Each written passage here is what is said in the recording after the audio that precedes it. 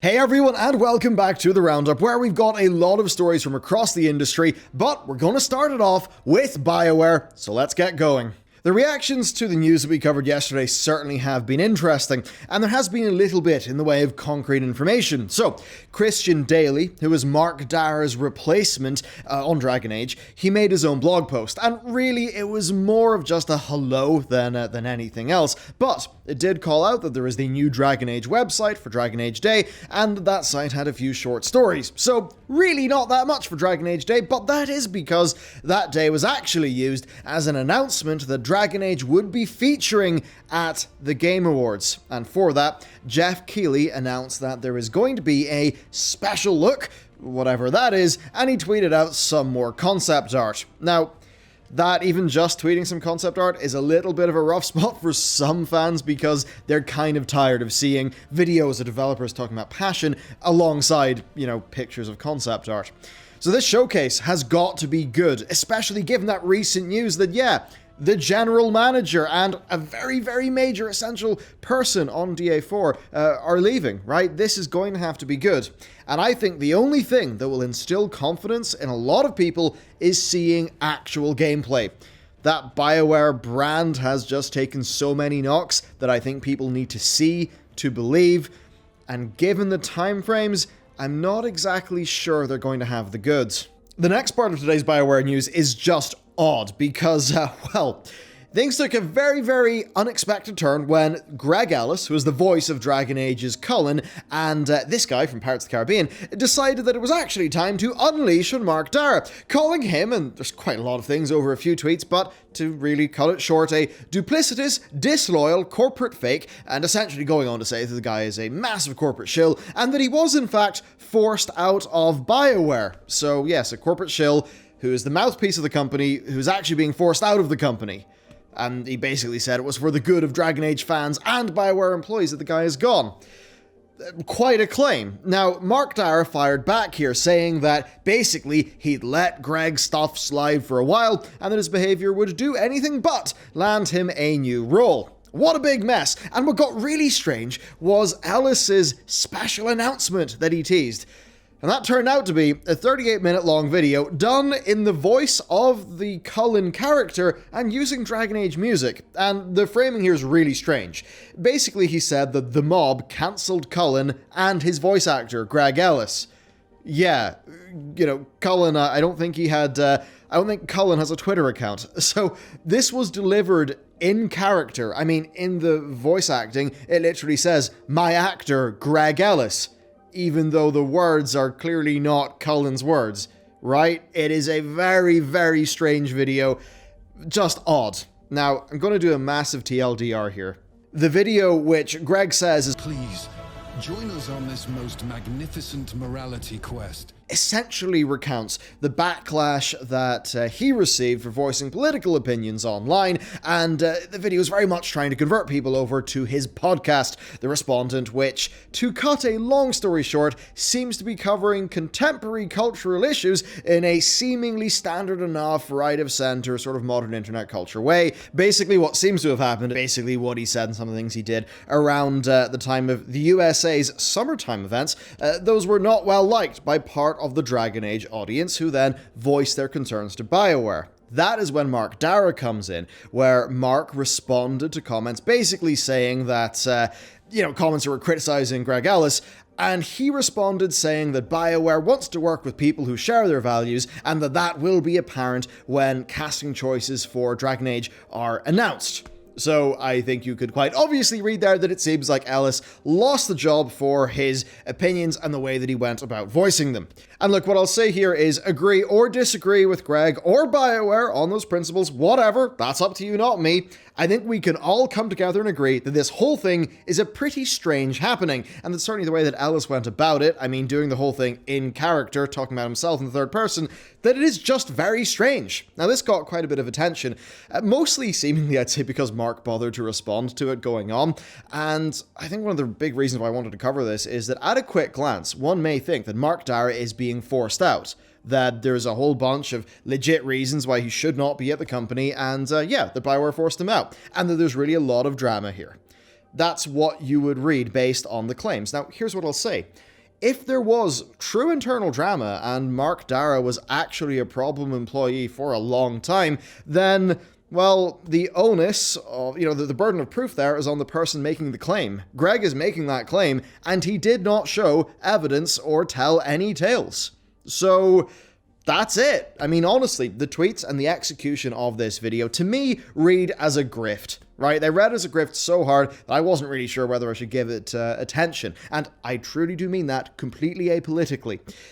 But I think given how serious, the drama was teased there, that there was stuff going on with Mark Darrah perhaps, and that his departure would be good for the people who enjoy Dragon Age, I thought it was worth summarizing so you basically knew what was going on. My personal read is that at most, Darrah and Greg basically had some personal fallings out and spats on Twitter. I think if there was more hard evidence here, then Greg surely would have used it to back up his claims, given that his claims were serious. As for Greg, I think he wants a small core of the base to rally around him, and I think he wants to then be publicly came down upon so that he will get a little bit more credibility in parts of the political commentary space and maybe book himself a few podcast interviews or something like that to raise up his profile. That's my personal opinion anyway. Okay, that segment was basically threading a needle, wasn't it? And that's essentially the situation with Dragon Age. I think what's good here is that there's been a lot of, there's a lot of worry, a lot of uncertainty. What is good is that come Thursday and the Game Awards, we're actually going to see what they've got. Okay, that was quite the strange story. If you would like to support us and what we're doing, and also get some cool loot like this month's Death Knight class pin and some lovely serene elfy stuff, then hit up the Patreon, where there's also behind the scenes the daily briefing, where we'll catch you up every day in the gaming news, and a whole bunch more. And just a big thanks for all your support. We are working very hard on big progress for this channel in a whole bunch of different areas, and that's all possible because of your support. So, thank you, and let's get into the day's other stories. We have Naughty Dog news where Naughty Dog have promoted Neil Druckmann to co-president of the company. And I think the reasons why here are clear enough. Everything that he's played a major role in has got astounding critical and commercial success. That is a fantastic result for the company and also for their parent company, Sony. Now, I do also happen to think that the writing of The Last of Us Part 2 is pretty much baby's first morality lesson. I mean, man, it is, come on. And I also think it's a pretty darn terrible use of video games as a medium and how it actually executes what it does. And basically, all of its ideas and execution could have been done in a far more interesting and better way. But hey, it kind of emulated some Hollywood movie and TV stuff, so people really liked it. Because that's the thing, we're in a world where, it's just a pretty big world, isn't it?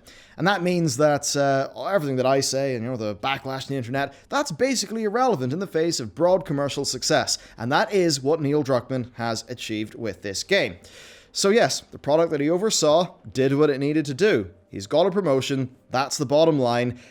Might disagree with it, but yeah, you can see how it would make sense to the decision makers. Then next up, a small but rather sad update to the Avengers, which has had content cut from its next update. Now, this is an update that people were really holding out for, and it still is going to have Kate Bishop and her mission, but basically the hard mode or the extra hard mode of one of the existing boss fights, that has been cut along with the AIM, their clothing facilities, I think, set of missions. So basically, a bunch of the new content that is not to do with the new character that's coming has been cut from the Avengers to a later date. The Twitter account basically just said it was for the sake of polishing, but basically didn't elaborate as to any other details or when we can actually see the content.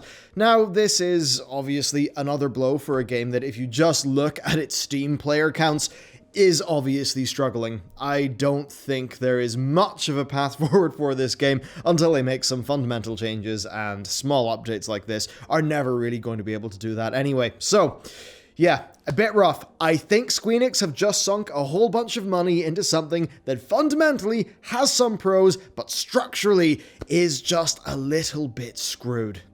Next up, get ready for the 10th of December because the Cyberpunk release times are here, and it's great news for PC and Stadia players of some regions. Why is that? Well, consoles are going to be unlocking at midnight local time, but PC and Stadia will unlock globally at midnight GMT. So look at the chart, see where your region is, but that basically means if you're in the USA or perhaps Australia, then you will get the game unlocking at a very, very reasonable time, such that as soon as it comes out, you can binge it for a bunch of hours and you won't wreck your sleep schedule. So that's pretty cool. Also, CD Projekt Red have detailed their photo mode in a trailer, and if the amount of time that I spent tooling around with the photo modes in various different games like No Man's Sky and Horizon are anything to go by, yeah, this is going to slow down my progress in Cyberpunk massively, because so far the game looks quite pretty. And with that last bit of news in mind, I have to wonder why Activision would ever delay the next season, well, first season, of Call of Duty Black Ops Cold War to the 16th of December, from the 10th of December. Yeah, look, who in their right mind would want to go up against Cyberpunk? Come on, no one. As inconvenient as this may be for many COD players, and by the way, this is totally unconfirmed as the reasoning, nobody actually does know there, but it does make sense, right? I mean, who knows, this could just be down to things not being ready, but the timing is obviously a bit suspicious, but to be fair to them, yeah, the updates actually do look pretty decent, and I've certainly had a good few hours of fun in Cold War since it came out. Well, this one sure did get people talking, so Stephen Smith, a sports commentator, Troy Baker, a voice actor that most of us will know of, and then actors Tom Holland, Brie Larson, and Gal Gadot have been announced as the Game Awards hosts. It's not that surprising. Last year, I think there was two Fast and Furious movie people who were doing it. Now, Tom Holland probably makes sense because, you know, he's in the Uncharted movie as Nathan Drake. But look, do I care about this? No. Am I up in arms about this? No. Should you care? Well, you can if you want, but I don't really think you should, because I think it's a massive waste of energy caring too much about big, boring, glitzy corporate things. I mean, there is an argument to care. I mean, you could say that maybe the decision-making that led to it seeming like a good idea to the decision-makers that Trevor Noah should be the person to announce Battlefield 5. Yeah, maybe that decision-making would also lead to things that are not ideal for the games. But yeah, going to the Game Awards, look, it's what this thing is. It's a bunch of money. It's a bunch of non-core video games feeling people. Yeah, obviously Henry Cavill would have a lot more authenticity here. The man paints Warhammer, plays Warhammer 2, all that stuff. But seriously, who cares? Why do we care what a bunch of famous, boring actors have got to say about this stuff? Make up your own opinions and things. If you want to have a good Game Awards experience, honestly sleep on it and then just watch the trailers on YouTube. You don't need to listen to what's almost always a pretty damn boring show and that annoying worldwide exclusive announcer man. Your time's worth more. And finally, let's round off a few stories. So, Star Wars Squadrons is estimated to have shifted 1.1 million copies in its launch month, according to Superdata. That's not massive in the realm of Star Wars or AAA games, but it is actually pretty damn nice. And given that this is a niche title with a shorter dev cycle and a smaller team, I think it's quite impressive. For the company, that's a nice chunk of direct revenue, and it's another asset in their EA Play library, and hopefully it makes the case that these sort of mid-tier AAA-ish, blockbuster-ish feeling games that are actually a bit more niche than you'd think, hopefully it actually proves that they're a pretty damn good thing to make, because they certainly have an audience, and I'd love to see more. Then next, for a quick roundup of things, well, legal drama. Activision is suing Netflix over the poaching of Spencer Newman, their former CFO, Chief Financial Officer. And really, this is just the sort of thing that I bring up because I just wanted to mention the odd parallels between the compensation of and competition over executives, and how, to me, it really does feel a bit like with football players, you know, the sort of trading season and the weird inflated value of their skill set, right? And I think it just highlights how, you know, the compensation packages and general situation for these execs is so very different to the world of those who they oversee. An odd situation, and of course, expect to see more lawsuits and things like this just go on in general. Then next up, there's been good news for the Payday developer Starbreeze, because after seeming extremely doomed to die for the last 2 years, they've actually now settled the vast majority of their outstanding debt payments. I'm sure it's still going to be a bit rocky going into the future. And this was a very dramatic story from a developer who, even managed to have a decent few run-ins with its own community in Payday 2. But essentially, your story here is that they raised money via a few means, they cut a few sensible deals, and they basically redoubled their efforts on Payday 3, which is the thing that really should be their future. Yeah, so that's what they got, I suppose, for making a bunch of iffy decisions and a really, really bad Walking Dead game. But now they're back. And then next, you should know that Witcher Enhanced Edition is actually free on GOG Galaxy. you know what? It's a pretty good deal for a game that is certainly an interesting time capsule, because writing and things like that, they're good and they're there, there's good content there, but the game is very clearly CD Projekt Red's first effort. The Enhanced Edition helps a bit, but it is a humongously janky game. Still, if you loved Witcher 3 and you like the studio in general, yeah, it'll be an interesting weekend of video gaming for, well, literally free. And there you go, that's it for today's show. A lot of strange stories, I'll certainly say that. And, it's an interesting period for us as a group because we are rethinking some of how we do things, some of our formats, how we edit stuff, the stories we cover, just a whole bunch, really. And, they're just expect some things to be a little bit different now and then on the channel over the next few months, I suppose. But yeah, we really are trying to do a whole bunch of work on how we can just level things up really by quite a bit. So if you've got any feedback or, commentary there, do let us know. Anyway, that's it for me. Thank you for watching today's video, and with that said, I'll see you next time.